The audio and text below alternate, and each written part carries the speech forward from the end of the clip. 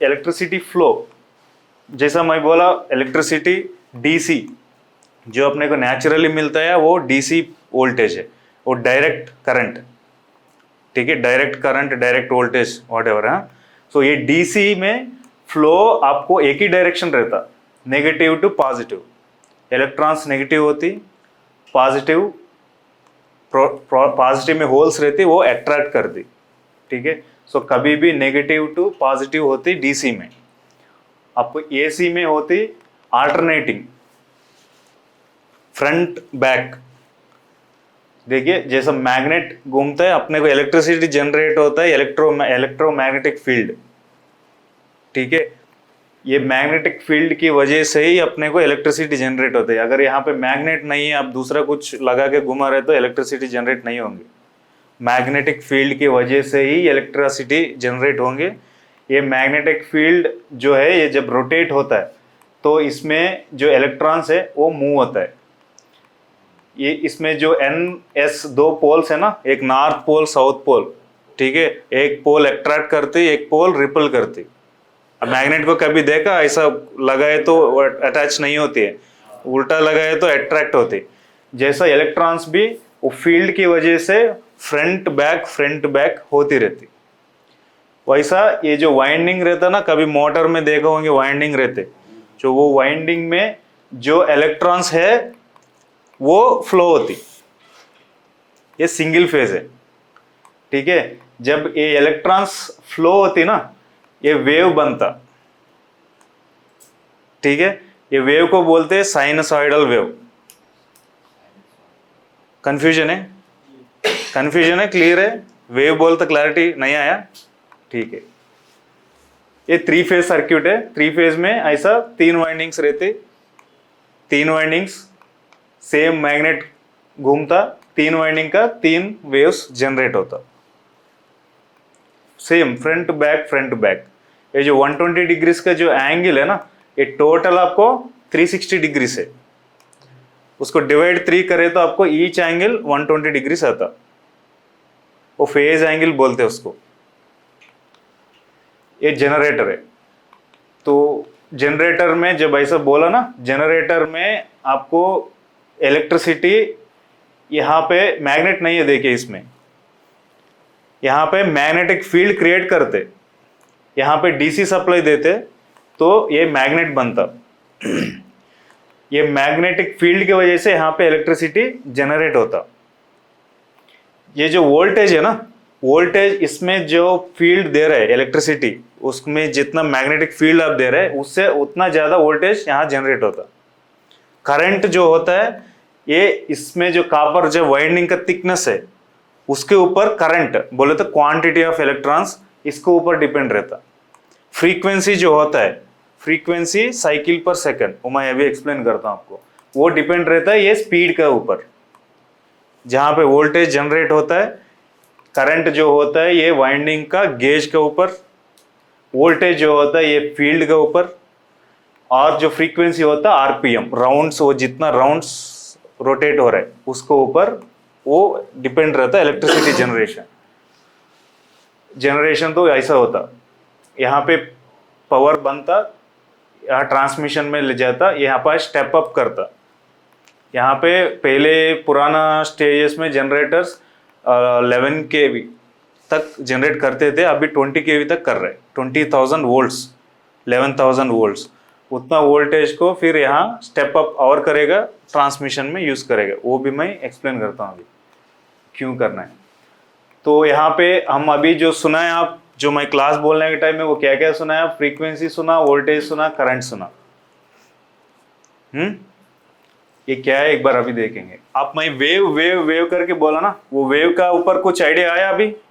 तो आप एक इमेजिन करिए समुंदर है, समुंदर है, उसमें पानी है, वो पानी है इलेक्ट्रॉन्स। समुंदर में जो पानी है ना वो इलेक्ट्रॉन्स, हाँ, वो वेव्स आते ना, उसमें भी समुंदर में वेव्स आती। वो वेव्स आप साइन वेव सोचिए, ठीक है। वो वेव कैसा आती? हवा आए तो आती, जब हवा की वजह से वेव्स फॉर्म होती ना, वो वेव जो है वो हवा के वजह से आ रहा है, यहाँ पे इलेक्ट्रोमैग्नेटिक फील्ड मैग्नेट की वजह से वेव्स बन रहे हैं। अभी ये देखिए मैंने बोला ना साइन वेव, ठीक है, इलेक्ट्रिसिटी फ्रंट बैक हो रहा है ना, पॉजिटिव नेगेटिव, ये पॉजिटिव बोलते हैं, ये नेगेटिव है, ठीक है, ये यूनिडायरेक्शनल, क्योंकि जब आपको अट्रैक्ट होगा उस टाइम ये पूरा नीचे जाएगा, ये जीरो है, ये नीचे जाएगा, नेगेटिव हो जाएगा, जब पुश करेगा ये पॉजिटिव होगा, ठीक है। अभी जो फ्रीक्वेंसी बोला मैं, फ्रीक्वेंसी बोले तो क्या है, वो राउंड्स, कितना राउंड्स करते उतना वो फ्रीक्वेंसी बोले तो अभी ये 50 हर्ट्ज है अपना इंडिया में, फ्रीक्वेंसी कितना है 50 हर्ट्ज, ठीक है, 50 हर्ट्ज पर सेकंड, 50 साइकिल्स पर सेकंड, ठीक है। आप ये इंटू करके 60 मिनट्स में कन्वर्ट करिए, मिनट्स में कन्वर्ट करिए, कितना हो रहा है 3600 कुछ आता। ये स्पीड में जनरेटर रोटेट हो रहा तो आपको इतना फ्रीक्वेंसी बनता है। अगर जनरेटर का स्पीड बढ़ा तो आपको ये फ्रीक्वेंसी भी बढ़ता है।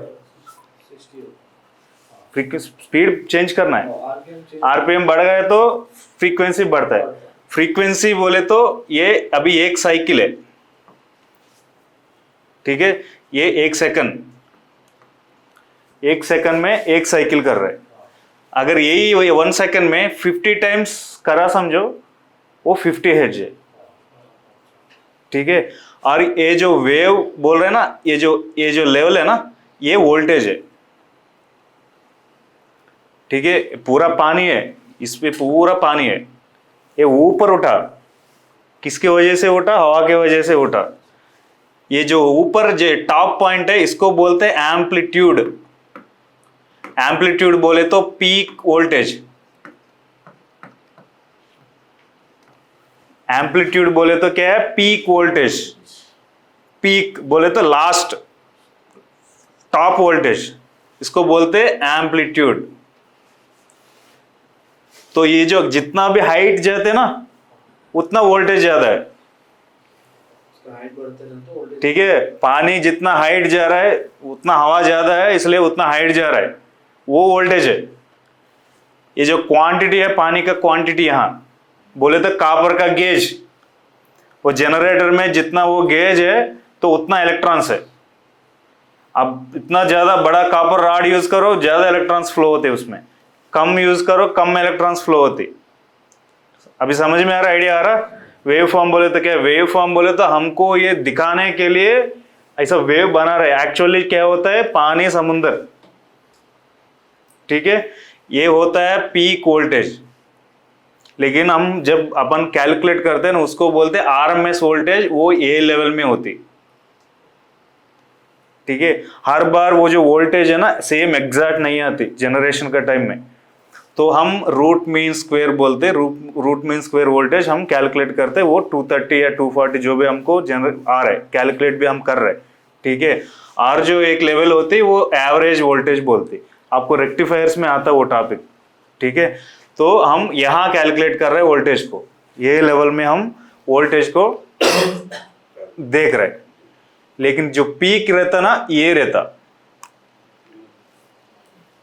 ठीक है, ये जितना भी हाइट जाती उतना वोल्टेज हाई है। जैसा आप हाई टेंशन वायर्स में देखा डिस्टेंस ज्यादा रहती, लो टेंशन में कम रहती है ना, क्योंकि जब ये जो वोल्टेज है जब बढ़ता है, इलेक्ट्रॉन्स उसका चार्ज बहुत ज्यादा रहता है उस टाइम में, फ्लो स्पीड, तो वो वहां से बाहर जो दूसरा मटेरियल रहता है उसको अट्रैक्ट हो जाती, पॉजिटिव चार्ज जिधर भी रहता है ना नियर बाय वहां पे अट्रैक्ट हो जाती, इसलिए आर्क्स बनती। कभी देखा आर्क्स बनती ज़ करके फायर की जैसा, तो वो उतना एनर्जी रहती, उतना फोर्स में जाती, क्योंकि ये ज्यादा है बहुत, ठीक है। यही है एसी करंट, किधर भी देखा आपको यही सिंबल रहता, एसी बोले तो ये सिंबल रहता, क्योंकि उसमें फ्लो अप डाउन होता, फ्रंट बैक होता और पॉजिटिव नेगेटिव होता, यूनिडायरेक्शनल है, ये एक डायरेक्शन नहीं है।